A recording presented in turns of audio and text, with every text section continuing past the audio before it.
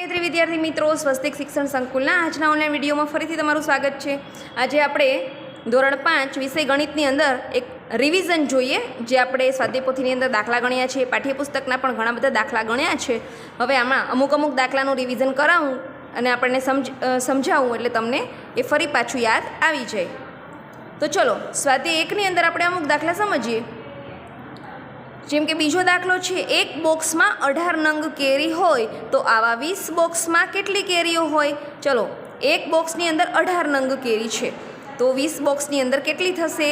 આપણે આ રીતે પદ માંડીશું ને કે એક બોક્સમાં 18 નંગ કેરી તો 20 બોક્સમાં કેટલી, પછી ચોકડી ગુણાકાર 18 ગુણ્યા 20 તો 18 ગુણ્યા 20 તમે કરશો। કઈ રીતે કરવાનું? 18 દુ 36 અને પાછળ શૂન્ય લગાવી દેવાનું એટલે 360 કેરીઓ હોય। ત્યાર પછી એનો બીજો દાખલો છે બ, બીજાનો બ, તે કેરીમાંથી 10 કેરીની એક એવી કેટલી ઢગલીઓ થાય? આપણી કેરીઓ કેટલી છે? 360, એમાંથી આપણે 10 કેરીની એક એવી ઢગલી કરવાની છે। તો 10 કેરીની એક ઢગલી તો 360 કેરીની કેટલી ઢગલી થાય? એમાં પણ આપણે ચોકડી ગુણાકાર કરીશું, 360 ગુણ્યા 1 એના છેદમાં 10 એટલે કે 0 અને 0 અંશ અને છેદમાં તમે કેન્સલ કરો તો જવાબ આવી જશે 36। તો કેટલી ઢગલીઓ થશે? 36 ઢગલી। ત્યાર પછી આ દાખલો એક સમજીએ કે એક બળદગાડું 1 કલાકમાં 4 કિલોમીટર જેટલું અંતર કાપે છે તો 10 કિલોમીટરનું અંતર કાપવા માટે તેને કેટલો સમય લાગશે? ચલો, બળદગાડું છે એ 4 કિલોમીટરનું અંતર કાપવા માટે 1 કલાકનો સમય લે છે તો 10 કિલોમીટરનું અંતર કાપવા માટે કેટલો સમય લેશે? હવે તમને યાદ ન રહે તો તમારે એક વસ્તુ યાદ રાખવાની કે જમણી બાજુ આપણે પ્રશ્નાર્થ ચિહ્ન આવે છે તો તમને શું પૂછ્યું છે? સમય પૂછેલો છે તો સમયને તમારે જમણી બાજુ લખવાનું, અંતરને તમારે ડાબી બાજુ લખવાનું। એટલે કે 4 કિમી અંતર કાપવા માટે લાગતો સમય, તો સમયને આપણે જમણી બાજુ લખ્યું 1 કલાક, તો 10 કિલોમીટરનું અંતર કાપવા માટે કેટલો સમય લાગશે? પ્રશ્નાર્થ ચિહ્ન પછી ચોકડી ગુણાકાર 10 ગુણ્યા 1 એના છેદમાં 4 એટલે કે 10 એકા 10 ભાગ્યા 4, 10 ભાગ્યા 4 તમે કરશો એટલે જવાબ આવશે 2.5 કલાક એટલે 2 કલાક અને 30 મિનિટ। હવે એવો જ દાખલો છે, એક ટ્રેક્ટર કલાકના 20 કિલોમીટરની ઝડપે જાય છે તો આ ટ્રેક્ટર 3 કલાકમાં કેટલું અંતર કાપશે? જો 1 કલાકમાં 20 કિમીનું અંતર કાપે તો 3 કલાકમાં કેટલું કાપે?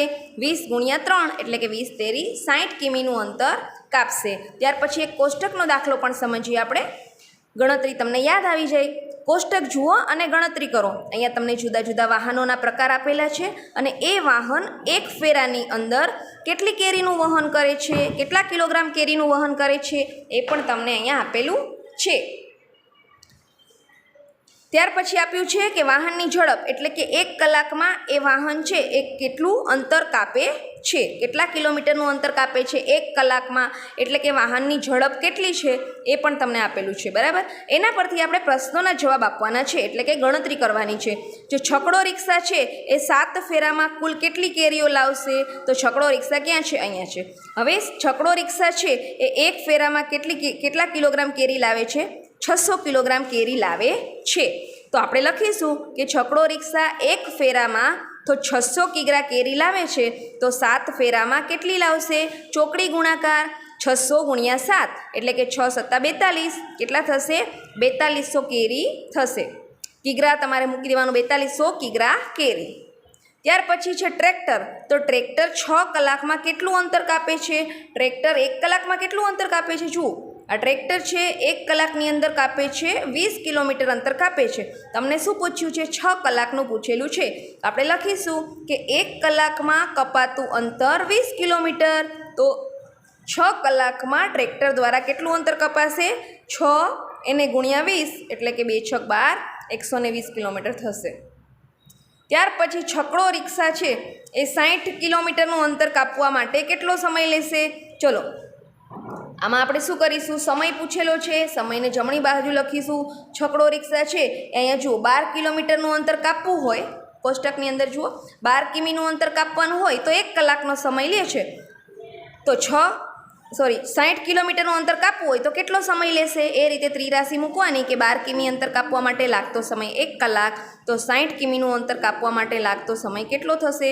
60 ગુણ્યા 1 એના છેદમાં 12, 60 ભાગ્યા 12 એટલે 12 × 50 60, 5 કલાક થશે। ત્યાર પછી નીચેના પ્રશ્નના જવાબ લખો। 1 લાખ સંખ્યાને અંકમાં લખો। ચલો, અંકમાં કેમ લખાય? અહીંયા તમને શબ્દમાં લખ્યું છે 1 લાખ, તો એને અંકમાં આપણે કઈ રીતે લખીશું? 1 લાખમાં કેટલા શૂન્ય આવે? 1ની પાછળ 5 શૂન્ય આવશે. ત્યાર પછી અહીંયા તમને એ પણ પૂછ્યું છે કે 1 લાખમાં કેટલા શૂન્ય આવે છે? તો 1 લાખમાં 5 શૂન્ય આવે છે. બાકીના દાખલા તો હવે તમને આવડી જશે, આ રીતના જ છે બધા. ત્યાર પછી આપણે જોઈએ આ દાખલો 15મો જુઓ. મહિલા આમ્ર બેંક દર મહિને 1500 કિલોગ્રામ બરફ ખરીદે છે અને એનો ભાવ કેટલો છે? 2 રૂપિયા પ્રતિ કિલોના.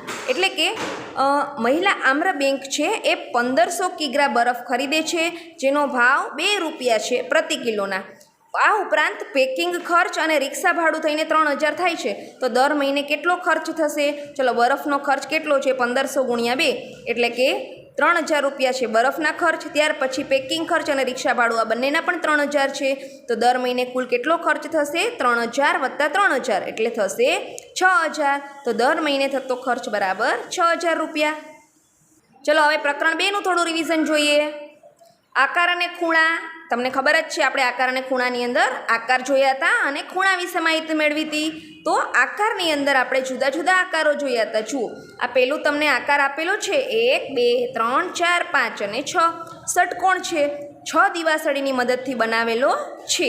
હવે તમને પૂછ્યું છે રોહિણીએ દિવાસળી વડે એક આકાર બનાવ્યો છે, તે જુઓ અને કહો કે તે આકૃતિ બંધ છે કે ખુલ્લી. જુઓ, દરેક દિવાસળી એકબીજાને અડેલી છે તો આકૃતિ કેવી કહેવાય? બંધ આકૃતિ છે.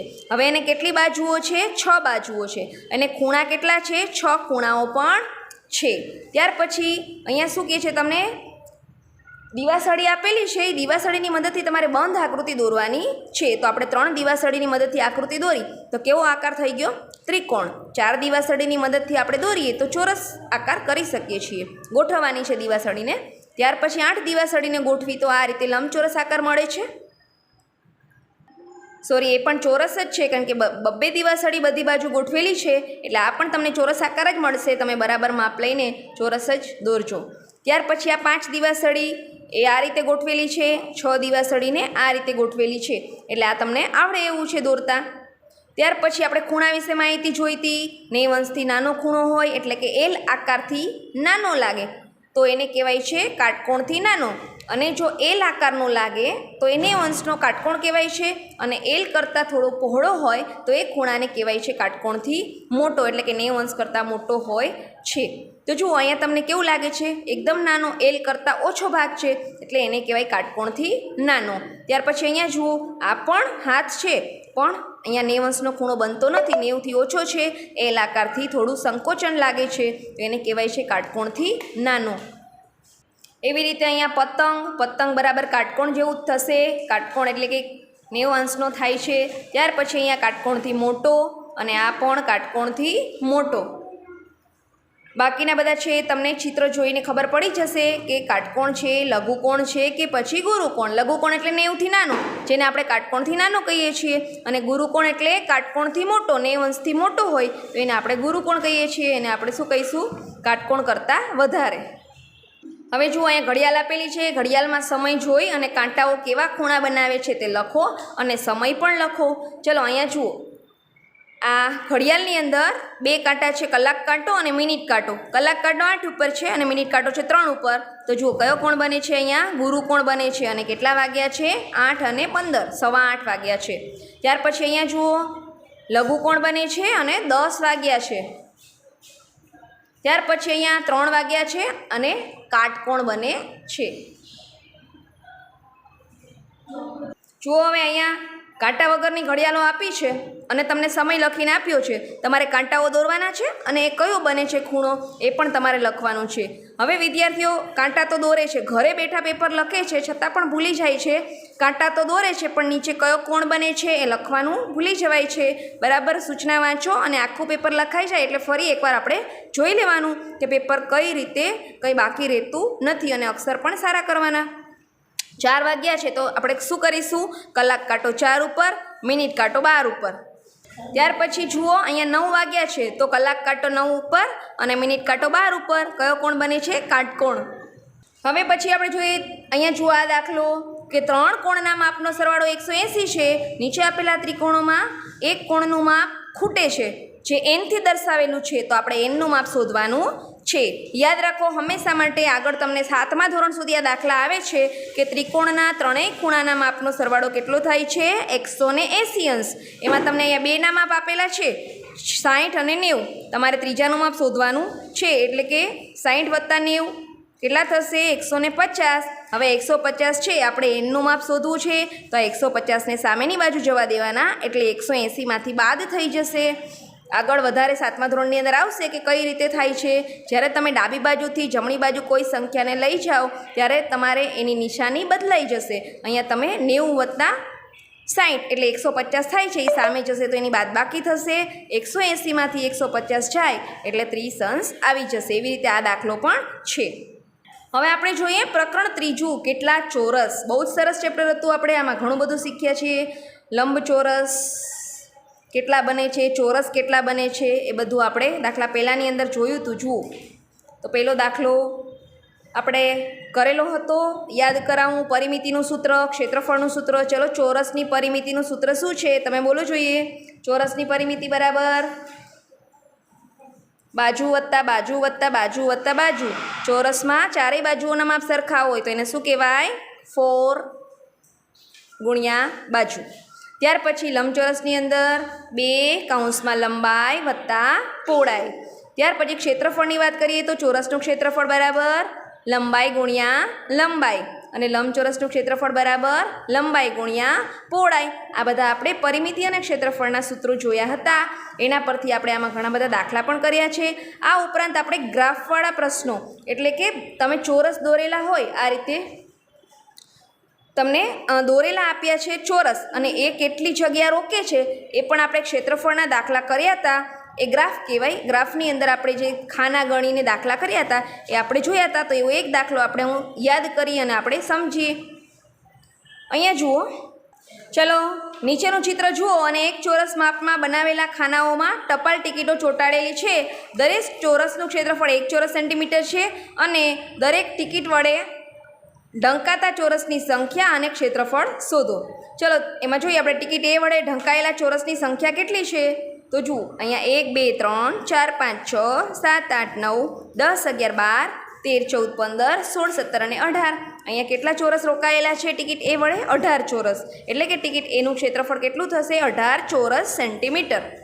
એવી રીતે ટિકિટ બીનું ક્ષેત્રફળ આપણે જોઈએ તો ટિકિટ બી વડે ઢંકાયેલા ચોરસની સંખ્યા પહેલાં જુઓ તો ટિકિટ બી વડે ઢંકાયેલા ચોરસ કેટલા છે 1 2 3 4 5 6 7 અને 8 છે, એટલે આપણે લખીશું ટિકિટ 2 વડે ઢંકાયેલા ચોરસની સંખ્યા છે 8 ચોરસ। ટિકિટ બીનું ક્ષેત્રફળ 8 ચોરસ સેન્ટીમીટર થશે।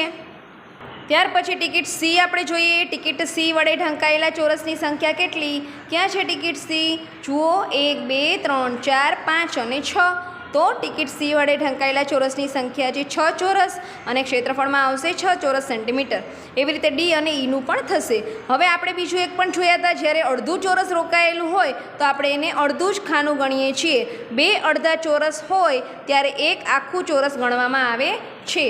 એ આપણે દાખલો અહીંયા જોયો, જુઓ આમાં ટિકિટ આકાર એનું ક્ષેત્રફળ આપણે જોયું તો આકાર એની અંદર આખા ચોરસ કેટલા છે 1 2 3 અને 4। ત્યાર પછી અડધાથી વધારે કેટલા છે 1, એટલે કે 4 ને 1 5 થશે અને અહીંયા 2 અડધા છે, 2 અડધા એટલે એક આખું અહીંયા 5 તો આપણે ગણ્યા, ત્યાર પછી એક અડધા અડધા થયા એટલે એને એક આખું ગણીએ તો કેટલા થશે 6 ચોરસ સેન્ટીમીટર। પડે ખબર? એ રીતે જ્યારે અડધા અડધા ચોરસ હોય તો આપણે એને 2 અડધા ભેગા થાય ત્યારે એક આખું ચોરસ ગણવામાં આવે છે। હવે આપણે દાખલામાં ગ્રાફની અંદર તો આ જ રીતના દાખલા છે, બધા એમાં એક જ સરખી રીત છે। જો આખું ચોરસ રોકાયેલું હોય તો આપણે એને એક આખું ગણવાનું, અડધા કરતાં વધારે જો ચોરસ રોકાયેલું હોય તો પણ આપણે આખું ગણવાનું અને જો અડધું રોકાયેલું હોય તો આપણે એને 1/2 ગણીશું। 2 અડધા ભેગા થાય ત્યારે એક આખું ગણવામાં આવે છે અને જો અડધા કરતાં પણ ઓછું હોય તો આપણે એને ગણવામાં આવતું નથી। પરંતુ ક્યારેક 1/4 એટલે કે ચોથો ભાગ 4 વખત જો ગણવામાં આવે ત્યારે એક આખો ભાગ થાય છે, એટલે કે એક આખું ચોરસ બને છે. તો એવી પરિસ્થિતિમાં આપણે 1/4 જો 4 વખત રોકાયેલો હોય તો આપણે એને એક આખું ચોરસ ગણીને દાખલામાં ગણતરી કરીએ છીએ. દાખલો ત્રીજો છે એ આખો એ રીતનો જ છે. આ દાખલો મોસ્ટ આઈએમપી છે, પરીક્ષામાં પૂછાય એવો છે. આ દાખલો ખાસ તમે કરી લેજો. આવા જ તમને ગ્રાફના દાખલા પૂછાય છે. ABCD 2 વર્ષથી પરીક્ષામાં પૂછાય જ છે. દર વર્ષે પરીક્ષાની અંદર આ દાખલો હોય છે. આ દાખલો તમે કરજો પ્રયત્ન. એમાં ક્ષેત્રફળ શોધવાના છે. ક્ષેત્રફળ એટલે ચોરસ કેટલા રોકાયા છે એનું માપ તમારે ચોરસ ગણીને કરવાનું છે. તો આ દાખલો તમારે પ્રેક્ટિસમાં HWમાં ખાસ કરવાનો છે. આવા પરીક્ષામાં આવા જ દાખલા પૂછાય છે. ત્યાર પછી હજી આગળ જોઈએ. જુઓ આ 4 આકૃતિ જુઓ અને સમજો. અહીંયા ચોરસ છે. ત્યાર પછી અહીંયા જુઓ, વધારે આપણે પાઠ્યપુસ્તકનો જ દાખલો છે. અહીંયા આગળ ફરીથી એક ટુકડો ઉમેર્યો છે. અહીંયા જુઓ, એક ટુકડાનું અહીંથી કટિંગ કર્યું છે.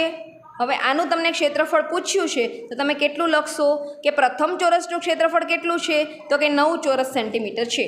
બરાબર, ચોરસ છે એટલે 3 × 3 9 ચોરસ સેન્ટીમીટર.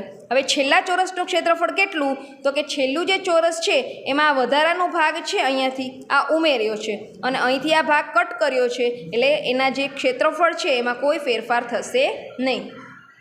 ચલો ત્યાર પછી ચોથું ચેપ્ટર આપણે જોઈએ, ભાગ અને પૂર્ણ. આમાં આપણે જુદા જુદા ભાગો જોયા હતા. જેમ કે ચોકલેટ હતી તો અહીંયા રાજીને 12 ટુકડા હતા. આખી રકમ વાંચું પછી સમજાવું આવા 1-2 દાખલા એટલે તમને યાદ આવી જાય. મંજુ પાસે 1 ચોકલેટ હતી. તેણે તેનો ચોથો ભાગ રાજીને આપ્યો, ત્રીજો ભાગ સુગાથાને આપ્યો અને છઠ્ઠો ભાગ શીલાને આપ્યો અને બાકીનો ભાગ ખાઈ ગઈ. તો દરેકે ચોકલેટનો કેટલામો ભાગ મળ્યો કહેવાય. ચલો અહીંયા જુઓ, આની અંદર આ રાજી છે, એને કુલ 12 ભાગમાંથી ચોથો ભાગ મળે છે. એટલે ચોથો ભાગ એટલે ભાગાકાર. તો 12નો ચોથો ભાગ એટલે 3 ટુકડા. સુગાથા તો એને 12 ટુકડામાંથી 3 ટુકડા મળે છે, 3 ભાગ મળે છે એટલે કે 4 ટુકડા થશે. શીલાને તો એને 12 ટુકડામાંથી છઠ્ઠો ભાગ મળે છે એટલે કે 2 ટુકડા મળશે. એવી રીતે બાકીનો ભાગ જે છે એટલે કુલ 12 ટુકડામાંથી જે રાજી, સુગાથા અને શીલાને આપી દીધા એ બાદ કરી દેવાના અને બાકીના ટુકડા છે એ કોને મળે છે? મંજુ પોતે ખાય છે. હવે એ ભાગ, એને જે ટુકડા ખાધા એને કેટલામો ભાગ કહેવાય તો એને 12 ટુકડામાંથી 3 ટુકડા ખાધેલા છે એટલે કે 3 ટુકડા અને કુલ ભાગ 12, 1/4 ભાગ મંજુને મળે છે. આ રીતે તમારે દાખલા ભાગના કરેલા છે. ભાગ એટલે ભાગાકાર, ભાગ પાડવા એને કહેવાય ભાગ. ભાગાકાર કરવો, ઘણા બધા દાખલા આપણે એમાં પણ કર્યા હતા. શાકભાજીવાળા દાખલા કર્યા હતા. કયો તમને સમજાવું દાખલો? જો આ દાખલો સમજીએ, આવા પરીક્ષામાં પૂછાય એવો દાખલો છે. આ જુઓ, આ ચિત્ર જુઓ. અહીંયા કાળા રંગના પટ્ટીનો કેટલોક ભાગ આપેલો છે. એમાં દરેક રંગની પટ્ટીનો એક ટુકડો એ પટ્ટીનો કેટલામો ભાગ છે તે લખો. આ જુઓ, આ એક આખો ભાગ છે. હવે એના 2 ભાગ કર્યા અહીંયા જુદા જુદા. ત્યાર પછી 2માંથી 4 ભાગ કર્યા તો દરેક ભાગને શું કહેવાય? 1/4. અહીંયા દરેક ભાગને શું કહેવાય? 1/2. આ આખો ભાગ છે. એમાં 2 ભાગ કર્યા એટલે 1/2. આ 4 ભાગ કર્યા એટલે 1/4. અહીંયા 8 ભાગ કર્યા એટલે દરેક ભાગને 1/8 કહેવાય છે. હવે તમને પ્રશ્ન પૂછેલો છે કે કેટલા ચોથા ભાગ મળે ત્યારે અડધો ભાગ થાય. ચોથા ભાગ એટલે આ 4 ભાગ છે તો આ 2 ચોથા ભાગ મળશે ત્યારે અડધો ભાગ થશે. પછી કેટલા 1/8 ભાગ મળશે તો 1/4 થશે. તો કેટલા 1/8 ભાગ મળશે ત્યારે 1/4 ભાગ થશે. ચલો તો આપણે જોઈ લઈએ. 1/8 અહીંયા જુઓ, 1/4 એટલે આટલો ભાગ. હવે કેટલા ભેગા થયા? 1/8 2 વખત ભેગા થયા ત્યારે આટલો ભાગ 1/4 બને છે.